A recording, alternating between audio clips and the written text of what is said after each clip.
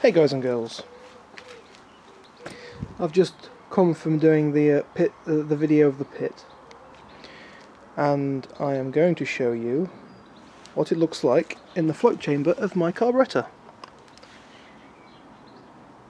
Icky! Oh, if anybody hasn't guessed, this is the carburetor off the Panda. Part of it anyway. It sits that way on. You got your rev on this side, your choke on this side. This is just the float chamber part, but look at all the crap and crud inside there.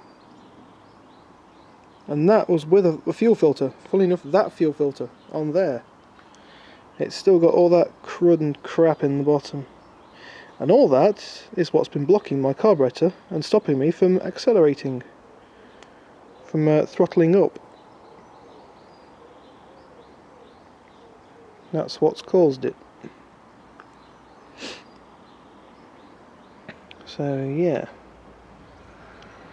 it just needs a bit of cleaning out. I've got some paraffin in that squirty bottle, a brush, a hose. So yes, I'll clean it all up, put it back on the car, and then hopefully do a video of it running, if I put the carburetor back together correctly. I'm doing this without a manual, so I have got the manual in the house, but I'm too lazy to go and fetch it. I remembered how it all come apart and put all the screws back in the appropriate hole. Had a look at the main jet, which was okay. I'm not going to lie and say it was really clean, but there was residue on it. It wasn't clogged. All the holes were open, but it was a darkish colour. I've cleaned it up with the brush and paraffin, and it's brought it back up to that lovely bronzy, goldy colour. Maybe that was the fault. Who knows? Only time will tell when we put it all back together again. But first, I'll clean this out, and then we'll see. Guys and girls, I've just taken the thing off the side. The inside of it all is nice and clear. Let's put some lights on.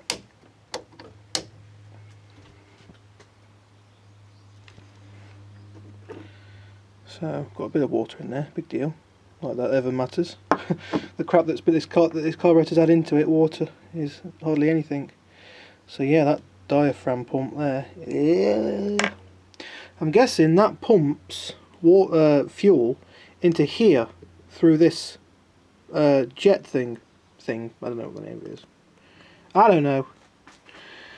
And I'm guessing that's blocked. I'm guessing what happens is somewhere along the line, when you really stamp down the pedal hard, it pushes that lever there, pushes down that lever, your throttle. It then squeezes this diaphragm pump in, which then pumps obviously a bit of fuel up through this into the carburetor, so it gives it an initial boost when you accelerate. Now I'm guessing that on here is blocked. With all that crap in there, yeah, I think that is blocked. So we're going to try and unblock it. Somehow, some way, I will succeed. I will have a fully working engine that doesn't bog down when I put my foot to the deck. I forgot to add, I've got to figure out how you get that out of there, because it looks like it's loose. For instance, it moves. So I'm just wondering if I pull on it with a pair of pliers very gently, if it will pull out. We'll see. My suspicions were correct. Inside this, there is a little tiny filter. If the camera would very kindly zoom in on it, okay, it's got water on it, but big deal. There's a little tiny filter on there, and it was absolutely clogged full of that orangey gunk. Old bits of fuel line. So now I've got to find a way of clearing all this out. I might use the airline on it, just to show you how much crap there is in it. That's all the crap that was in the bottom of my fuel tank. No wonder it rusted through. Yeah, fuel tank is actually back together again. I decided to put it all back together again. So what I'm going to do now is somehow with this, see if it comes to bits more, if I can pull that filter off, clean it up. Yes. See if the jet actually still works, because that looks pretty blocked. In fact, that looks really blocked. I have to do some more digging with it. Maybe if I leave it in some petrol, it may loosen all the crap up that's stuck in it. If not, I may have to try and source one of these from somewhere, because I don't think I'll be able to clean it out. I think even the airline will struggle. Time will tell. Guys, don't know if you can see this. Let me try and get some focus on this. Come on, autofocus. You hate me and I hate you. Well, we all know that. There we go. The hole is now unblocked, and the gauze is nice and clean now. I've still got to clean that guy out there. As you can see, it's a bit of a mucky mess, but given I've not lost any bits, I think I will have an engine that actually revs up. So there you go, guys. Anybody out there who has a problem with their carburetor where their engine, if they dump the, dumping the clutch, no, not dumping the clutch, if they put the foot to the deck really quickly and their engine just goes gaw gaw gaw and then stalls, the reason is that's blocked. This little bit here. Okay, you do have to take your carburetor to bits, quite a fair way to clean it out, but it is worth it. I recommend you do it, because if you don't, you'll have the problem all the time.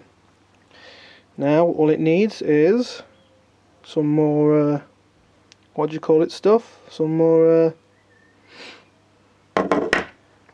paraffin.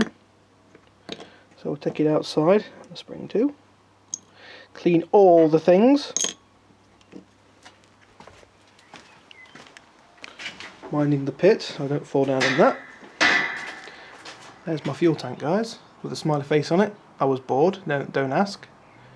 Half painted it, all the top's been undersealed with underseal. I left the bottom non-undersealed, so when I'm manoeuvring it under the tank, getting into position, under the car, sorry, I won't get covered in the stuff. And as soon as it's bolted up, I'll just underseal the bottom. Method in the madness. Let's give this a clean. I really need to invest in a tripod. Something I must get hold of. Alright guys and girls, back in a sec. Just before I put it all back together again, I've cleaned it all out. I've left the other bits outside in soak. I've got them in soak in some paraffin. I'm going to take this bit apart here. If that's some form of diaphragm thing, which I'm guessing is what it is, probably works off vacuum, I'm going to just clean that one out as well, because if that was the same state as what that one's in, it needs a clean. So I may as well do it while I've got it all to bits. Shockingly, that one is actually pretty clean. It's got a little one-way valve in it, I'm guessing is what that is. And somehow it must pump fuel through. It looks like it just pumps fuel around the actual carburetor itself, unless it comes out that small hole there. I'm not 100% sure with that one. I don't know what that does. There's a jet or something there, which is what it could lead to. I'm not 100% sure with that. So I may... No, I don't think I'm going to do that. I've already diagnosed what the fault is, so I'm not going to take it apart anymore, I don't think. I'm not going to push my luck. Whatever that thing is there, I'm not sure. So this is the first time I've taken a carburetor apart from off a car, because all the cars I've ever worked on have all been either single point injection or multi-point injection. I've never actually had the luxury, yes, the luxury of taking apart a car with a carburetor on it yet. I've had a mini engine before, but I just had the engine with no carburetor. I never bothered touching. Well, I had the carburetor because I had it running on the bench tested it once, but I never touched the carburetor. I unbolted it and that was it. I never actually taken one apart. Besides motorbikes, that guy underneath that sheet, the Honda MT50, taken the carburetor apart on that loads of times. Yeah, this is the first time I've actually done it with this one. Well, hopefully that now has fixed the issue. Let's stick it back together again. Yes guys, just so you know, I have actually just done the test where you blow through it. I pushed that ball bearing in there, that ball bearing on a spring which is a one-way valve, pushed it in and blew through that there, and yes, that is linked to that. Because I can blow through it, I'm guessing it's pretty clean. So, judging on how clean the actual diaphragm part was, yeah, I'm guessing that's pretty clean. So yeah, I ain't going to take it apart any further than that. It's not worth it. I don't want to wreck it, so just leave it as is. There you go. Weber, made in, and if you can just see it there, Italy. How very patriotic for the Panda. 22, I don't know what 22 stands for, whether it's the bore diameter or something. I don't know. To be fair, you could bore that out, you know. Not that I'm going to do it, but that little gap, there's enough meat on that, I would have thought, for you to be able to bore it out. Not that I'm going to do it, but yeah. I've been told boring carburetors out don't really make much difference anyway. Just better off getting a whole new one if you're going to do tricks like that with them. Yeah. Car's not a race car. It's a Panda. It's never designed for racing, so I'll leave it as it is. Oh, I've got to clean the floats up because they're all yucky. Not much point in cleaning the whole carburetor out and leave the floats all yucky and horrible. It's like a dust, look. It's literally iron oxide. That's all it is. Iron oxide mixed in with the petrol. The petrol's all evaporated off it and it leaves that behind. It clogs up all your carburetor. It even gets past the fuel filter, you see. Crazy stuff. Right, clean all this lot up and I'll stick it all back together again. Hey guys and girls, just a quick test to show you how this works. Well, this is weird, looking at the screen upside down. I've got my little, I'm going to call it the accelerator jet. And what I'm going to do is I'm just going to squirt water through it. Hopefully you'll be able to see it squirt water. So the gun I've got here, I'm just going to put it on this one here, which is the jet. So let's get it right. And we'll hopefully see it shoot water. Ah, and hit me in the face. There you go, can you see that?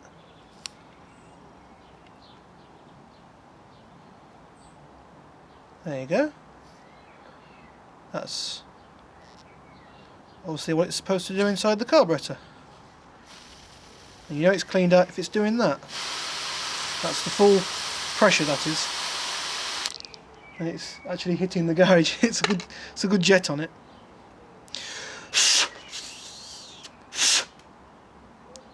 So there we go, guys and girls. That should have hopefully fixed my little problem. There we go, one Panda carburetor all built back up again. Although I am guessing this also fits other cars like the Uno and other various Fiats.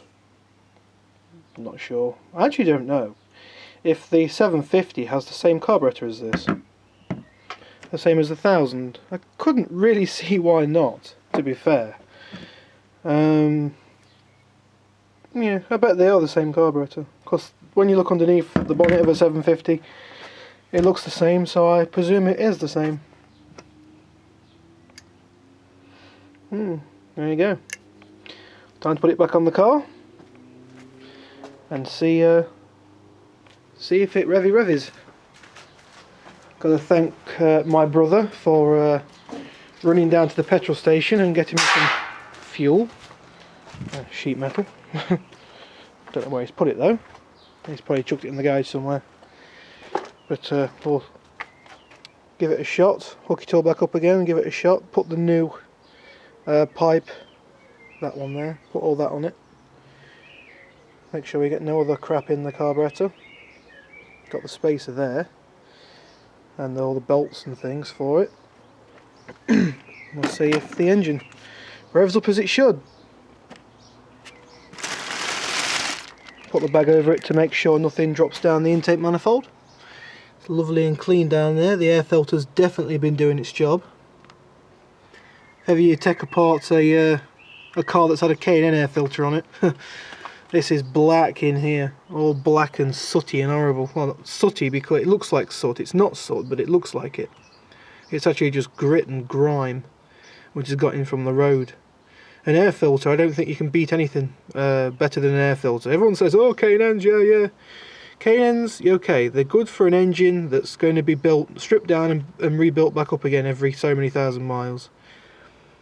But when you've got an engine like this, which is going to be, you know, left under the bonnet, serviced, hopefully, hopefully it gets serviced when, you know, this is not just this car I'm on about. This car's going to be serviced every, you know, whenever I remember, basically, very often.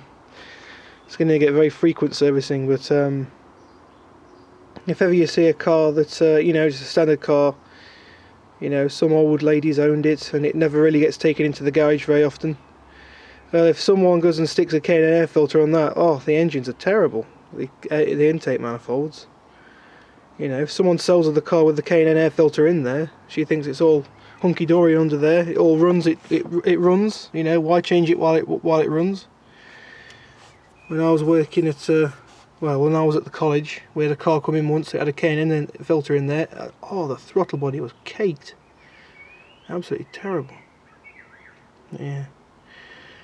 Shame I didn't get the scrubby brush and clean all this bit up. I may actually do that just before I put the carburetor on. Just give it a bit of a clean up. So yeah, I've got the bolts in that pot there. Them 2 bolts there. Them 2. Then I'll stick it all back on. Alright guys and girls, yes, back on. New filter on, new pipe on, a fuel line on, everything's all fixed in place, all ready to rock and roll. I'm going to do literally a cold start with absolutely no fuel in it whatsoever.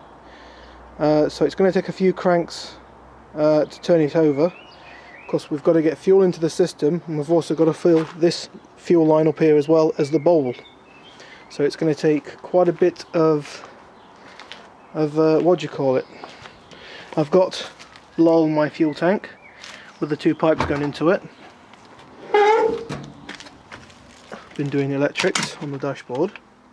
Going to fit in the power to my radio.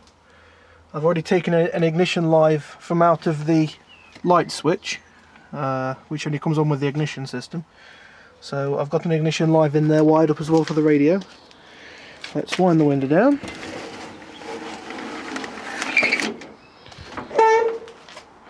Make sure it is not in gear. And see what happens. Watch the fuel filter, guys.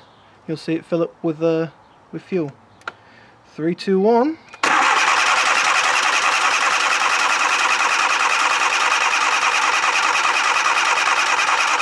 The battery may go flat. Oh, there we go, it's filling up. Come on battery, hold out. There we go. Oh guys and girls, she is running. However, she's running not how she used to. She used to be very, very smooth on tick over. But now, listen to her. She's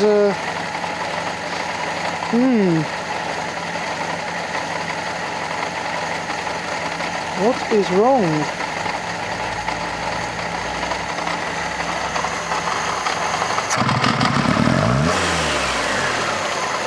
This cannot be right, surely.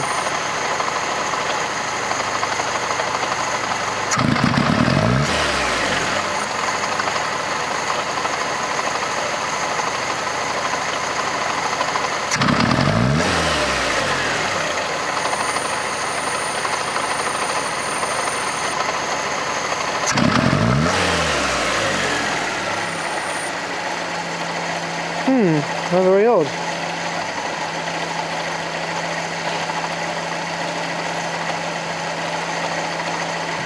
Oh yeah, I've temporarily put the other fuel line back on.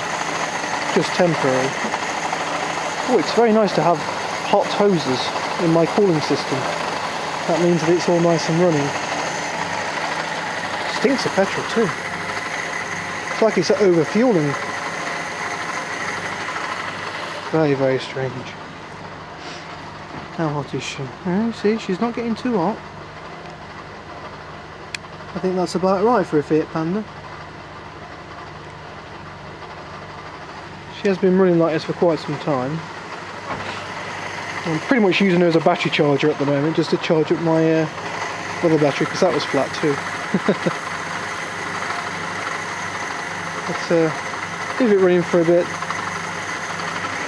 There's a lot of steam coming out of the front radiator from when I washed the engine down. It's probably just water in it somewhere. There's a very... yeah, it really smells of petrol though. Big heavy smell of fuel. Never used to have that.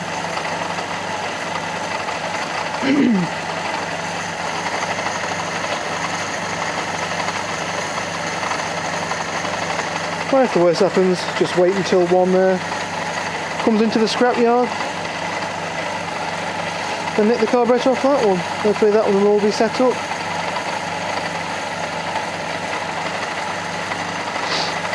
But, yeah, probably made the mistake of playing with the idle mixture screw. I've had it in every position imaginable, and it still runs just as lumpy. Apart from when you wind it right the way in, it stalls the engine, which is obviously expected. Yeah, weird. We'll do a full throttle watch.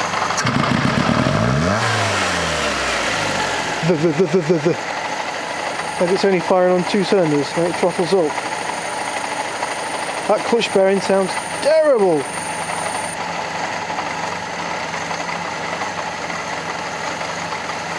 I can't wait till I change that clutch bearing. I'm actually going to pack the new clutch bearing full of grease to try and prevent it from making that horrible noise. It just sounds like it's going to die at any second. Why do you smell so bad of fuel?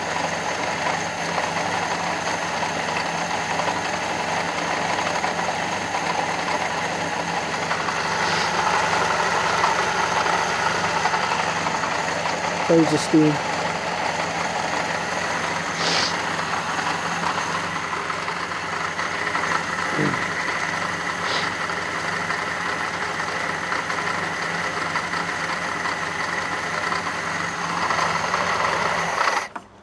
Have to be cruel to your engine. Overfuel it.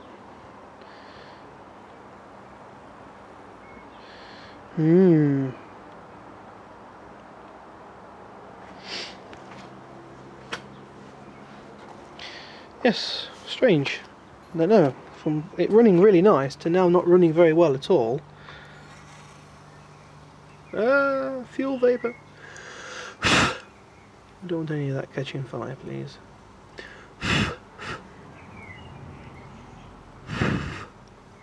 Could do with wedging the throttle open. I've got a screwdriver here I can wedge it all open with. Hopefully try and dry it all out inside. I've got a screwdriver, there we go, a screwdriver. It's an old trick I learnt. Leave it for a bit with a screwdriver jammed in the intake manifold. How am I going to do this with the camera? Don't know what the camera can see, but...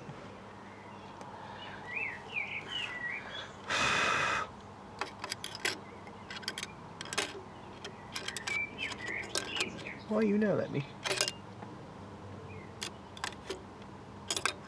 Yeah, screwdriver's too big. How'd you like that? Have I got anything else around me?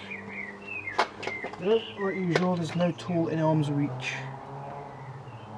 Okay, Sirrah.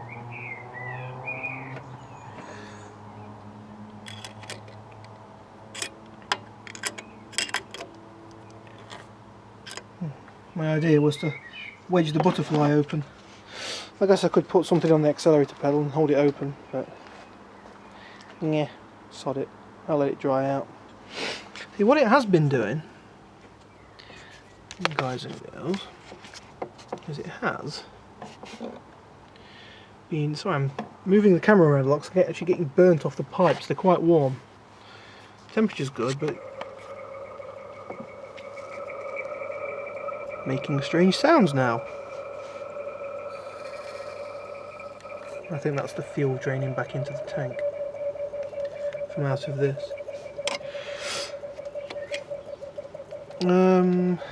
What it has been doing is fuel has been coming up through these things here. That one there and that one there. Now that tells me that the float bowl is jammed open, because I think that's the overflow. It fills this up. And obviously that then floods down into this thing, which is the jet. I think that's the idle jet. I'm not sure. There's two jets on it. That one I think is the idle jet, that one I think is the main jet. And so before it ran fine, just wouldn't rev up. But now, for some reason, it won't idle. It'll rev up, but not idle. Well, rev up lumpily, but not idle. Strange. So I think what I'm going to do is I'm going to leave it a bit to let all the fuel evaporate, all this stuff here which is gathered up into it, if you can see that. Like I say, it was coming up out of these two, so I've been tapping the side of the carburetor with a soft hammer to try and get the fuel needle to sit back in place. There was no dirt in it, so I'm just wondering if it was the way around I put the fuel needle in. If I put it in a certain way around and it didn't like it because it was so used to being in the other way around. Crazy things, as you know, like that do happen. So yeah, you never know. It's a shame my screwdriver won't fit down into the carburetor. It would have been nice to have held the butterfly open to let the intake manifold dry out. Yeah, all the water's evaporated from out the plugs, where the plugs were. It's nice and hot. You can't feel it in the video, but the engine is really warm. And yeah, I know that you're going to tell me that, oh, it's probably water in the plugs, but to be honest, I've had this engine running quite a few times with water in them two bits, and I've actually very lazily just had the engine running just to get the water out of those two things, and it's always ran fine. Never any lumps or bumps. The actual waterproofing of the cables is really, really good. But yeah, I'll probably leave it for today. It probably sorts itself out. If it is water in it somewhere, it will hopefully evaporate. I still haven't got a bolt for that manifold. Sorry, a nut. I need a nut for it. A nut and a washer, like what's on the others. I've not got one. I'm impressed at how clean my engine's come up with the jet wash. It's lovely and clean. I degreased a bit of the back of it as well. All the carburetor's all good, been degreased, and all around the back. If the light would so kindly turn on, that would be very nice. If I hold it like this for 10 seconds, the light should come on. There we go. And you can see it's all been nicely degreased all around the back, with the exception of a few bits. It's not bad. There's a bit of damp still down there in them plugs. Oh, I'm sick of hay fever.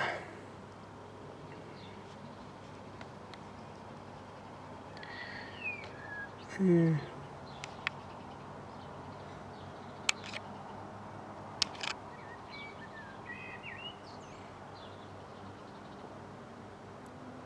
What I say, it's the water has been coming up out of that one there and that one there. The water, the excess fuel, which I think they are the overflows for the carburetor. I'm not 100% sure. I know excess fuel's come back and gone down the line. My battery's making noises too. Bubbling away. Just had a bit of charge go into it, and it was completely flat, as you saw in the other bit of the video. So yeah, we'll see. I'm going to try and I don't know what time it is. Should I? At least now I've got the engine running, I can move the car backwards and forwards. So get the car over the pit, I think, and just bolt the tank on. It's only 3 bolts. We'll worry about what happens after that. Mind you, if I bolt the tank on now, I can't run the engine, so because I haven't got the fuel filler pipe ring yet. So I think I'll leave it. I'll leave it for tonight. Sod it.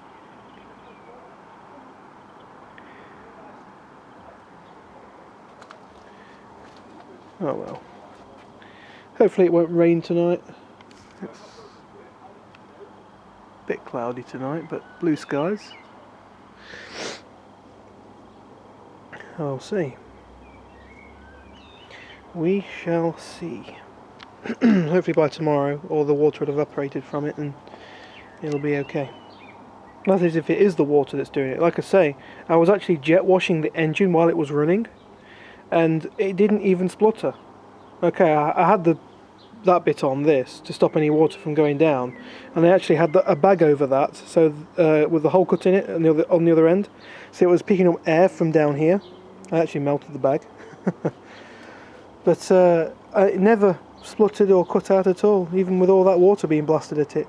And it really was high pressured water, and I actually was at high pressure. I actually knocked one of the things off, one of the HT leads.